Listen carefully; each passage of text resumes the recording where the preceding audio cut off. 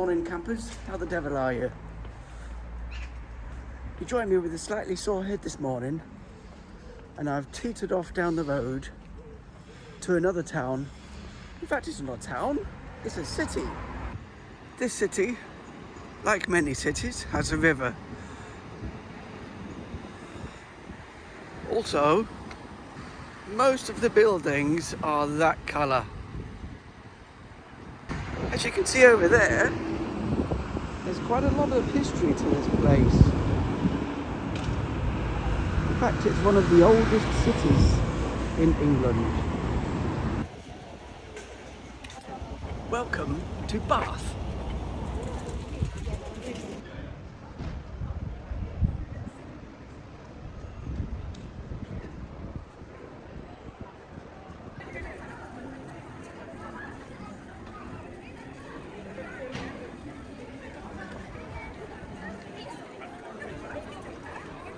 And look at this, Manchester. Clean streets. No rubbish, no fag butts, no chewing gum splats on the floor. Clean. Also, the people are dressed much better. Not necessarily expensively, but just dressed better. There's no one spitting on the floor, and there's no scroats every 10 metres.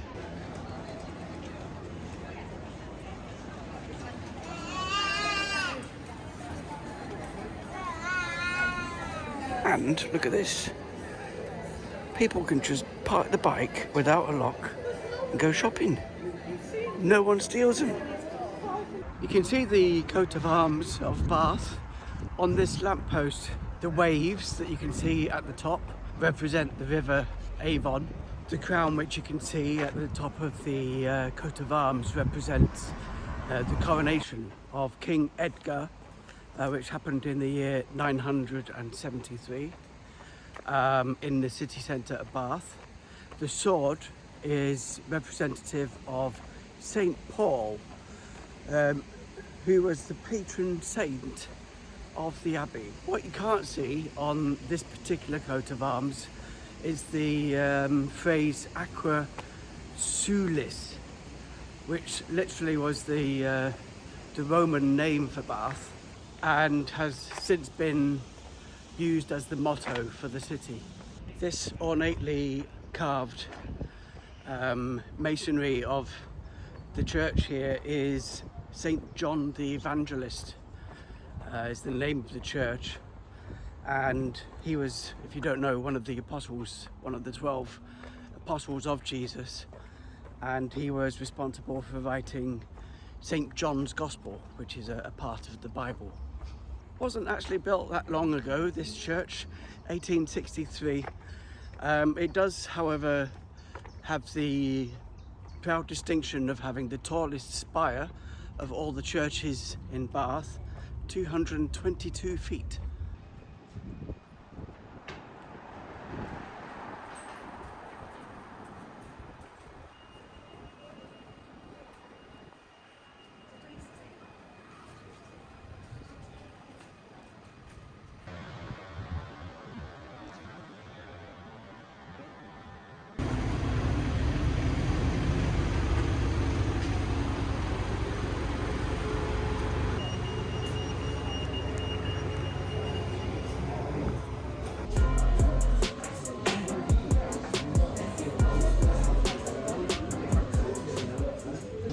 This is a quirky little place, Fat Boys Cafe, full of antiques for sale.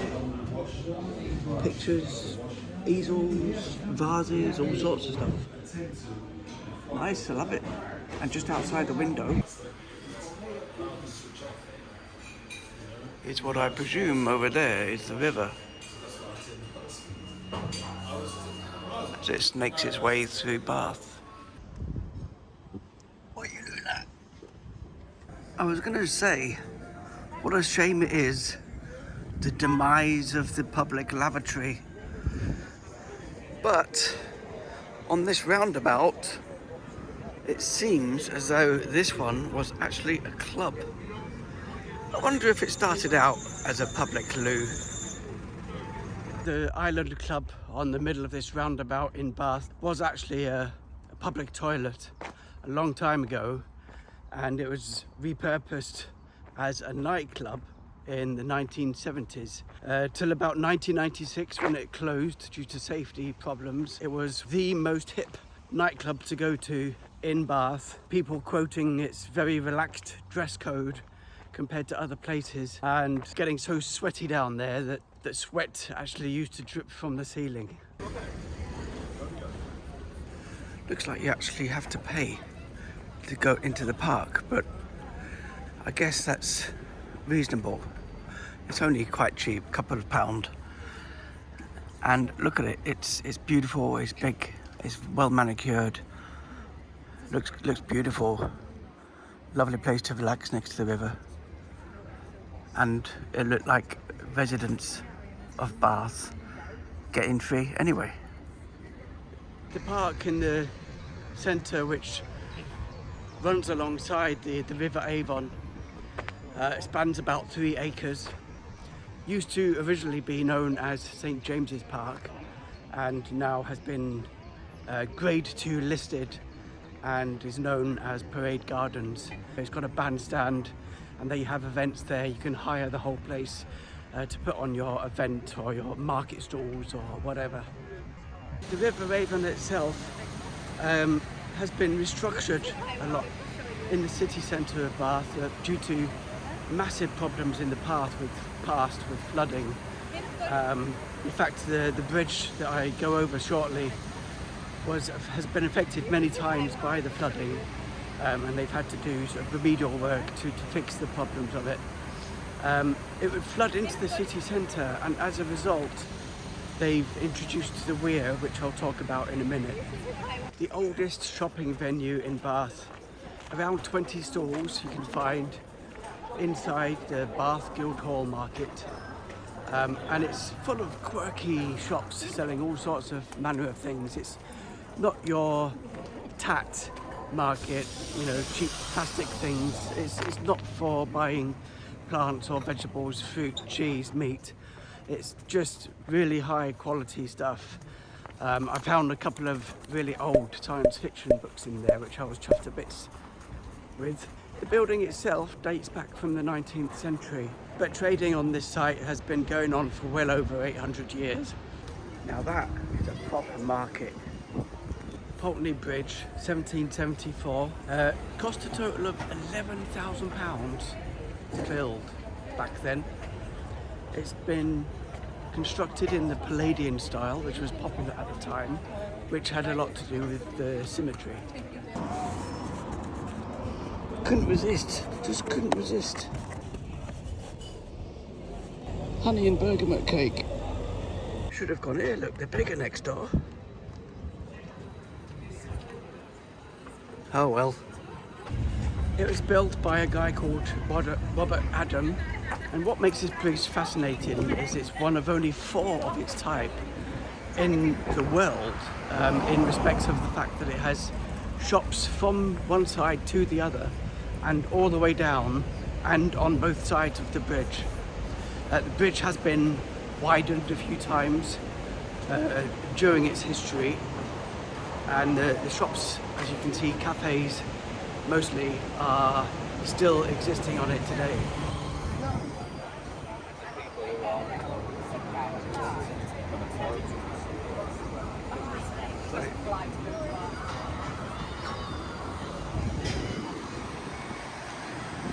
Grade 1 listed, used to be a ferry that crossed the river at this point to a little inhabitation called Bathwick on the other side. The name for the River Avon, which is about 83 miles from where it starts in the Cotswolds, and then it runs through Bath and through Bristol and eventually ends up in the Severn estuary, which kind of is the border, the sea border between England and Wales, originates from an old Welsh word called Afon, which actually means river. So the River Avon is the river. It's a strange conglomeration of buildings, isn't it? With bits jutting out everywhere.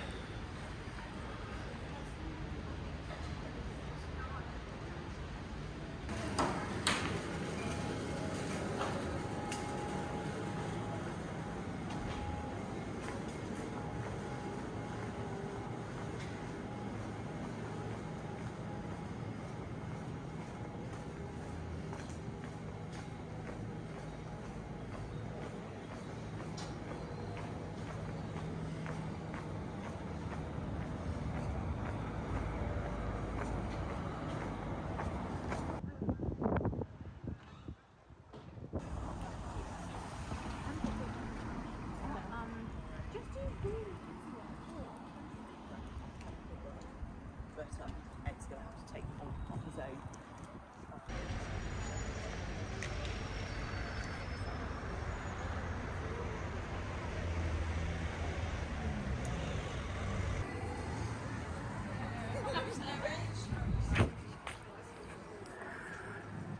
That is one hella big cathedral.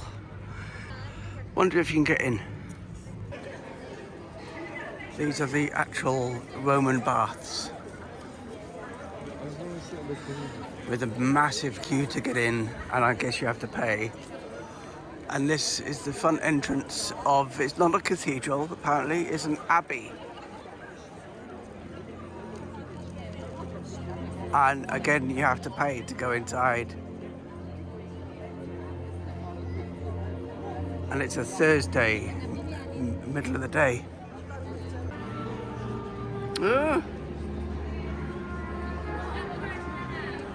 Fancy that.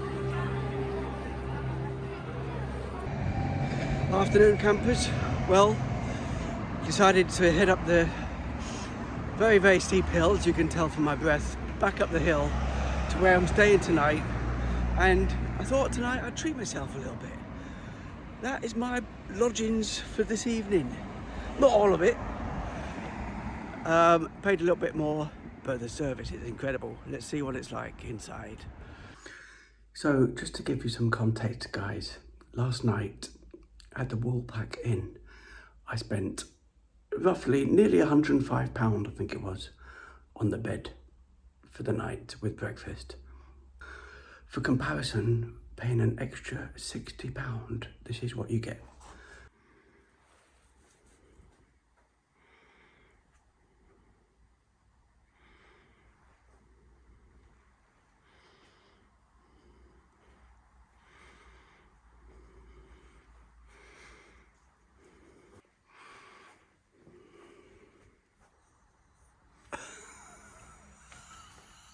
Look at that. Look at that. I can't wait to jump in there. I've never been in a wet room before. You know, I hope I got the price right. I hope 160 wasn't just the deposit. Time to get sorted. Wow,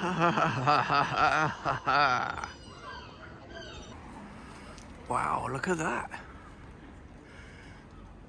Just saw everyone looking up at the sky. I thought, what's going on? That's incredible. I'm not sure I've ever seen a balloon in real life like that before. And it's obviously its first time as well. You would never get me doing that. Not in a million years. Anyway, the steak restaurant that was recommended by the hotel and which I really wanted to try was fully booked. The only table they had was for 8:15. So it's a long while to wait. What shall I do in the meantime? Oh, there's a pub. Let's have a drink. This is interesting. Look, a cafe over there. Tables that fold down so people can get past during the night. And then they just clip up during the day so people can sit outside. Very nice.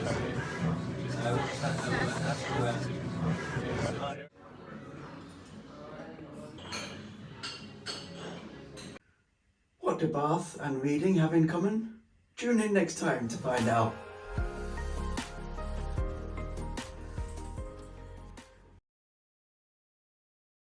What do bath and reading have? Bonks. What a bath and Reading. No, not that.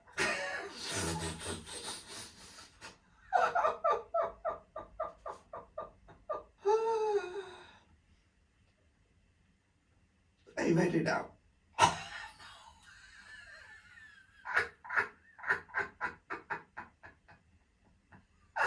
What am I doing?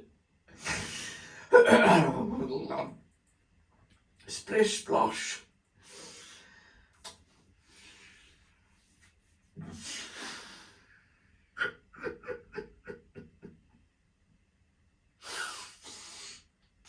I'm not even reading this book.